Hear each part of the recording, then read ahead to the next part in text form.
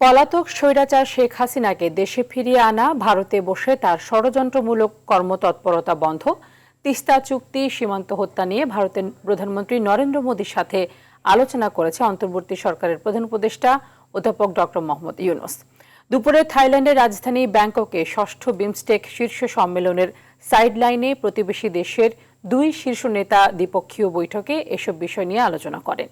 ব্যাংককের Shangri-La হোটেলে এই বৈঠক অনুষ্ঠিত হয়। অধ্যাপক ইউনূস অন্তর্বর্তী সরকারের দায়িত্ব গ্রহণের পর প্রথমবারের মতো নরেন্দ্র মোদীর সঙ্গে বৈঠকে মিলিত হন।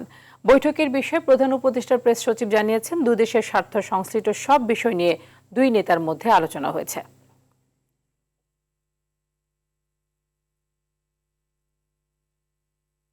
অনেক ধরনের ইনসেন্ডিয়ারি কমেন্ট করছেন, সেগুলোর বিষয়ে কথা হচ্ছে। তারপরে বর্ডার কিলিং নিয়ে কথা হয়েছে। আমাদের দুই দেশের মধ্যে যে গাঞ্জেস ওয়াটার ট্রিটিটা, আপনি জানেন যে নতুন করে এটার এক্সপায়ার হয়েছে, নতুন করে ট্রিটিটা হওয়ার আবার কথা হচ্ছে, এবং তিস্তা ওয়াটার, এগুলো সবগুলো নিয়েই কথাবার্তা হয়েছে। আমি বলবো যে মিটিংটা খুবই কনস্ট্রাকটিভ, প্রোডাক্টিভ এবং ফ্রুটফুল হয়েছে।